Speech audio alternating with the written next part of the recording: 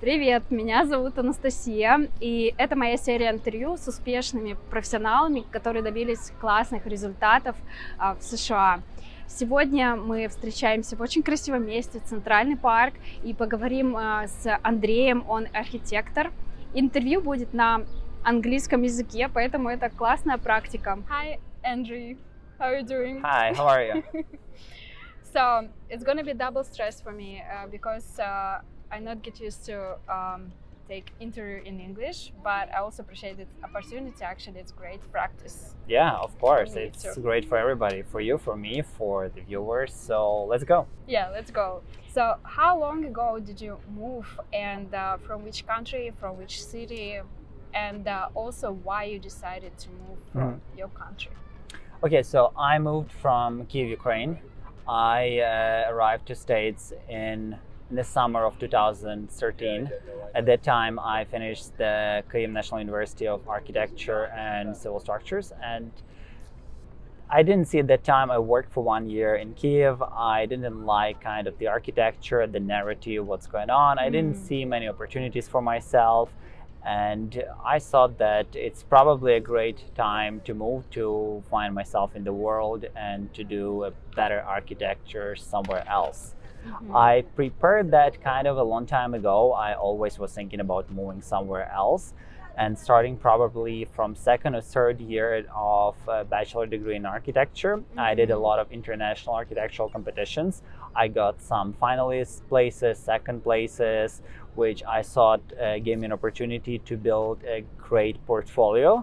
So when I go somewhere to apply for jobs internationally or something, it would give me a great kind of, I will be a step above other people because I would have this cool competitions and this projects, because everybody else would submit their projects from school, and I had like competitions where like I got some places. So that was kind of long thinking before actually moving, already having the portfolio. Nice. And so because of this I got this point that you moved because you wanted to have better opportunities in architecture. Yes. And why you decided to move exactly to United States, or you consider it different countries too, or you wanted exactly to New York, to USA? If I would be very pragmatic and I would move somewhere to chase great architecture, I would probably move to Germany. But I think this Americana culture played a big role in my life. I was always interested in like hip hop music and just American movies and just this kind of American culture of living. Like it got me, and I just always dreamed about moving and like living like in those American movies. And that was just the part that it kind of had nothing to do with architecture, because I wouldn't consider that United States have great architecture. It's like from point to point, there are good things, there are not great things, but it's not the country where you would move for architecture, in my opinion. Okay. Yeah. I got it. All right, you moved here, and how did you start? What did you do with your papers? What kind of visa you applied in the beginning, and which level was your English? Okay, sure. So let's go one by one. First, my papers. I have to say I was a very lucky guy at the time, because I married a girl who was already in States and she had a working visa, so I got dependent visa, and she already was in the process of getting a green card, and I arrived to States. First year, I still had some projects, leftovers and remote projects that I was finishing from Ukraine. So I was doing that and kind of getting like to know United States and New York in particular. Then the next year, like when I just moved, I applied to study architecture again. I had a master's degree from Kyiv, but I decided to study again to see maybe it's going to give me more opportunities. I had some savings that my parents gave me and some of my own savings, and I applied and I was accepted to the Bernard and Ann Spitzer School of Architecture with the City University of New York. They have the campus there up on Manhattan, and I studied there for 1 year. I don't think it was that necessary now looking back at this, but at the time I didn't have a visa, because at that time H4 visa didn't allow you to work. Now people can work on H4 visa, on dependent visas. But then no. Then when I finished my first year, I got the green card and all doors opened for me. So I just found a job and never went back to school. So it was easy. English, right? This is a very interesting moment that I noticed that a lot of people go through this. Okay, now let's take a pause. Let's talk about English a little bit later. I want to ask, so you met this girl in Ukraine and she already had citizenship? No. We knew each other because we studied in Lviv a long time ago, but she was studying here in New York and then working later here in New York. And we had, when she was already in States, we got like long-term relationships and then we got married and I moved to States. So there was no struggle for me. And I really, really appreciate it. And I know how of a struggle for many people is to get the documents and how much stress it is. So I'm just very lucky not to have that stress. That's nice. How much did you pay for 1 year of your education? How much did it cost? Ridiculous money. That was, if I remember correct, so if you are at that time, it was like right now probably more expensive, but at the time, if you are a state resident of New York, that would be something like $5,000 per semester, which is not bad actually. So it's 4 semesters? 6 semesters, 3-year program. So it would be 6 semesters, would be like at that time would be 30,000 or something. I might be wrong, it might be 5 or 7, something like this. For out-of-state students, let's say you lived all your life in New Jersey and you go to that school, you pay something like 15,000 per semester, which makes it 30 per year and like 90 per program. So how much exactly did you pay? Like was your price? I think at the time we moved to Manhattan and the first, I really don't remember, it was so long ago. I think I paid for the first semester full price 15 and then 5 or 7 for the second semester. I don't remember exactly. I think something around those numbers. And did you have, it was enough savings on your bank account, so you paid out of your savings? Or, yeah. Oh, okay. Yeah. It's good also. Also, it's good savings, I would say, that you was able to cover your education basically. That's true. Okay, interesting. Okay, I just wanted to clarify those moments. I think Absolutely. It's interesting to dig deeper in all these details. And okay, what about English when you moved here? How was your English level? So, it's interesting moment because I noticed that with a lot of people too. So, when you ask anybody like to speak English, everybody's like, yeah, sure I do. But then you go and you prepare for TOEFL or GRE, because when I applied, I had to do TOEFL test and GRE as well.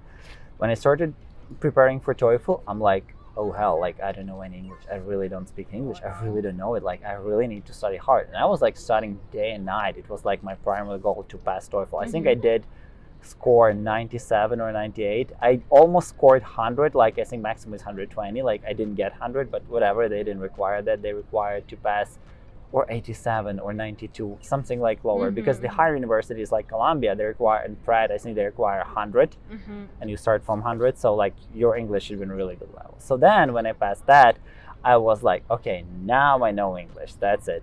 And then I came to States, and then again, oh, I don't speak English, because everybody has an accent, everybody speaks with different pace. It's not like, you're talking somewhere, I don't know, like a teacher. Yeah, like a teacher or like BBC, it's not that English. Everybody here, like, I don't know, African Americans, sometimes they like mumble the words. Like sometimes the Indian accent might be like, you don't even understand that it's English. Or like people speak really with different paces, with different accents, especially in New York where everybody's from somewhere else in the world. And I found that pretty hard. I think my English, when I finally could say that I really speak English, was after this 1 year studying in master program, because it was 24/7 English, doing papers, doing presentations, doing everything. That when I finally kind of learned the language. So you finished your 1 year education, right? And what about your career? How did you move and how did you start? What was your first job here? So first it started as internship.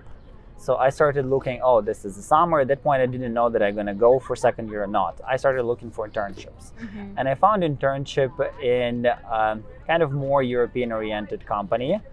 And I worked with them for almost a year. I think I found... Yes. Wow. I think like when you start looking for internships, you should start like in February, because by April, I think everybody found you will not find anything if you start looking in April. But I started looking like in March or something. I got that. So in June, I already had a job. So I went there. I mean, they were paying, I don't know, pretty low. Then I worked with them from June until the February next year, where they laid me off as they didn't have enough work. But I started working at this company, like I had two partners. So one partner was working most on European projects, like big projects. He used to be a partner and Richard Meyer company. So like it was like big projects, he knew people, it was very interesting. And toward the end, I was working with another partner, and I was doing high-end residential interiors. So that's how I was introduced into that field here in Manhattan. Nice. And then basically you continue to work in companies in Manhattan in this like in architectural field. It's not like you work somewhere else, like in cleaning company and like moving company. You basically, because you had the degree already, all the documents, you worked in architect companies right away. At the same time, even when it was still like that year, first year was internship, I was always interested in photography, and I picked up camera, and they asked me to take pictures, like scout pictures of one of the design that they done for the magazine, that then the magazine photographer will do it. And I like took it very serious, and they said, oh, you have really good pictures. And then I started like learning as much as I can about architectural and interior photography. I started offering those services, and that's how I got the business in architecture and interior photography. And actually, I was doing that on the side. I was in the next companies where I worked, I actually just was asking for unpaid time off, and I would go and I started working on my clients, and I had my clients for whom I photographed architecture and interior, having a second kind of like stream of income, which was my own business, continue working full-time in architecture. That's super cool. I like it.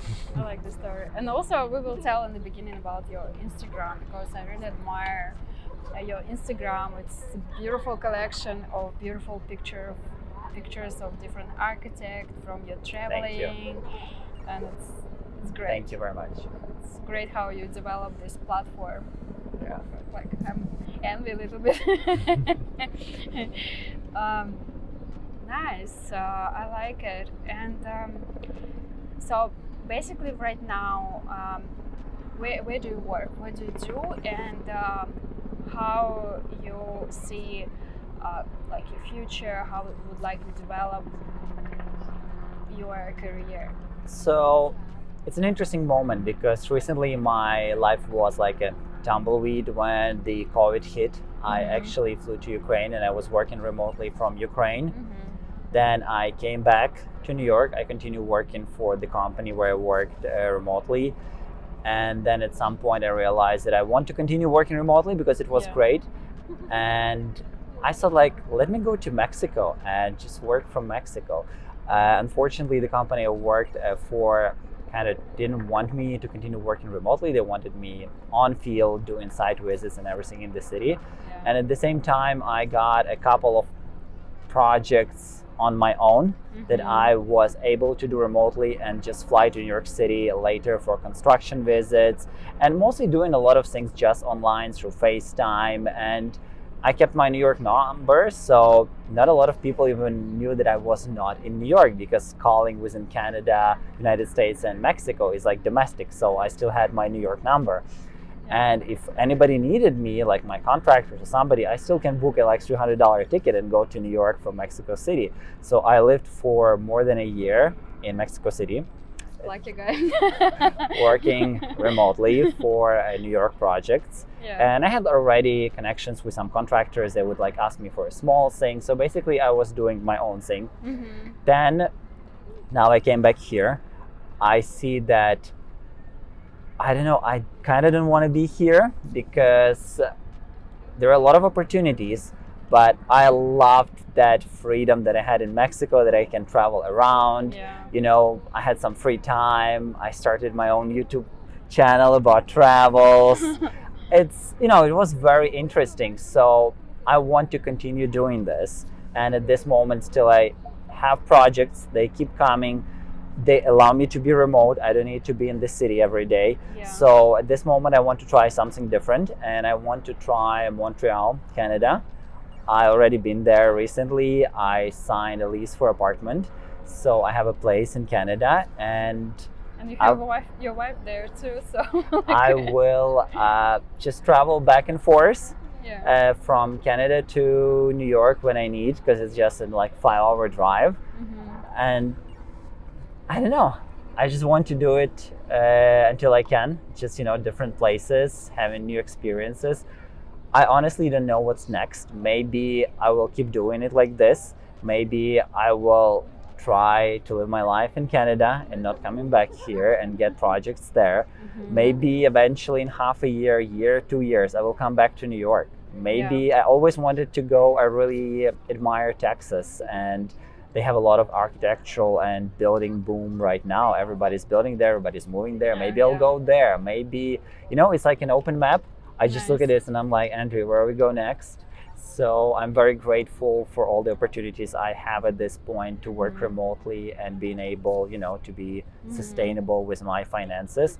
Obviously, I would be making much more money if I would be here and working 24/7 like I did before, but I kind of value more my freedom and opportunities to see the world in different cultures and to live the life than just working in New York City, because I've done that a lot here. You had already New York experience enough. I would say at some point when you feel like, okay, in the beginning, for example, me personally, I was in love with the city a lot, but time passed and you can kind of feel already that you had enough of New York experience and you're probably ready to move on to something else, to different chapter. So I think it's a great story, and I think it's like you have basically a lot of opportunities. You can choose anything you want. I think it's awesome. I wanted also to add to this that maybe for some of your viewers who just thinking about coming here and doing something, never stop at one place. If you feel that maybe it's not right or something, I wish I would start doing that earlier, to be honest. So if you feel like that you've been in New York a couple of years, just go maybe somewhere else. Change companies more often. Be always looking out for new opportunities, because they're everywhere here. And don't just sit there because it's a safe space. Because if you're gonna sit in this one safe space, like this is a company I work, they like me, they're probably not gonna fire me, I need to pay my rent, blah, blah, blah.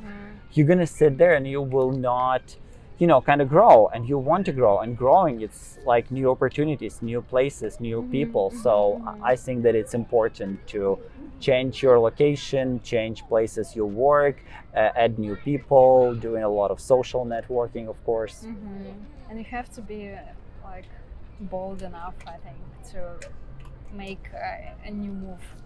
You have to be strong and brave, but also, I think it's also this type of character when you moved once and it's a huge move. It's a huge experience to change your country, to change you're changing culture, you're getting absolutely opposite experience in your life, and this is already becoming kind of part of your personality, that you're already strong and brave, that you can make this bold decision, because not everyone can decide that, okay, I like this work, but let me change my life. I moved with a backpack in 2013, and I never been to States before, and then I think I moved every year for a new apartment within all those years. So living here for 8-9 years, I basically moved 10 times or something, and I learned never kind of get attached to possessions. Right now I own I don't know, probably whatever fits in my car. I really don't have anything, and it's so easy to move, to change scenery, that I don't know, you have cheap IKEA stuff, you can throw it away or give it to someone else, and you just have your couple books and I don't know, some little clothings you have, your electronics. And I know in my case it's a lot of tools, because I'm adventure motorcycle rider. I love that thing, so I have a little bit more between car and motorcycle, but still it gives me a lot of mobility, and I can be here, there, anywhere, working from the airport, working from somebody's living room, working, whatever it is. Do you want to talk about that you also have own some properties? Do you want to talk about it, or do you want to mention it? It's not like it's on your car. You invested, right, with your ex-wife? Yes, we bought an apartment together in Jersey City, and we had a house in upstate New York. Just a little cabin in the woods. Yeah. What's your questions? No. What would you recommend to people, to professionals who wants to move to this country, to United States, or have to move somewhere, right? Knowing current situation, and what is your best advices based on your experience and your point of view? Okay, so a couple of things, depending what you want to do later. So if your end goal is to open your company and work for yourself, I would definitely recommend first to work for someone else to see how it goes, right? It's very standard advice, but the best it would be to do in a very small companies, because if you apply and you work in the big company, you're just like a little nut in the big wheel in the whole system, and you will never figure out what's going on there. If you go to work for like a, I don't know, small personal practice where it's just an architect and you help him, or there are like just a couple of people, you will see everything from inside, because you will be on those meetings, you will go on construction sites, you will see how the architect handles things. You can even ask him, like, what about this? What about that? Like, you will be more valued as a human being than in the big company. Because in the big company, you can be changed like this. For a smaller company to change someone, it's like more money. So it's in this way better. There is also the downside of that. With a small company, you're not going to have a lot of benefits. You probably will not have great insurance if you will ever even have it, because it's not required for small companies, and like health insurance is a big thing here, right? So all those things are there. But if you just want like not to be bothered and just work your 9 to 6 and just go home and think about something else, and you find with that kind of life, try to aim for bigger companies and just work there. Move yourself up, change company 2-3 years, like you got comfortable, it means time to change company, and that's kind of another way of that. But the very first start is very hard to do, because New York is a place where everybody coming from the whole world. Everybody's super motivated to do, like, there are a lot of people who are gonna come already with money, and they will say, I will work for free, I will do whatever, I just want to get there. And you are kind of in a disadvantage then. But still, try, like, apply. When you apply for jobs in New York, you're applying for 30, 40 jobs. You will probably get 5 responses. Out of those 5 responses, you maybe will get 1 interview. Out of this 1 interview, you will go nowhere. So, right, you have to send out, like, there are hundreds of architectural and design companies in New York. So you have to send, even for those who are not looking right now for anyone, just go list of architecture companies in New York and send it to everyone. Dear blah, blah, blah, and just go. Then maybe you will have a couple of interviews, and maybe at the end it will work. Be proactive. Even the company, they don't looking for someone actively, you still can send them your information. I think it's cool advice. If it doesn't work with like cold emails, right? Because this email will go somewhere, HR will like put away. I don't know. Write in their Instagram. Give them a call. Like, just, I don't know, don't show up probably, because people hate that, but be really active. Try to get attention. Let's say if you aim for some specific companies that you really like, find people who work for those companies on LinkedIn and just write them personal message. Hey, I see you work in this and this architects or design studio or something. I really admire it. Like, how can I get, like, be friends with people? Then like, oh, can you introduce me? I want to work there. So always look for every possible entryway to the places where you want to work and get. Yes. This is a really nice advice, to be proactive. I think it's important to people to understand that they have to be active in New York City. You have to be active. Oh yeah, nobody gonna come here and give you anything, right? Here you need just to grab that and like go this way. And the same time in New York, which is like, I would not say like easy, but it's a lot of workplaces here, a lot of job opportunities. So in New York, you always find job.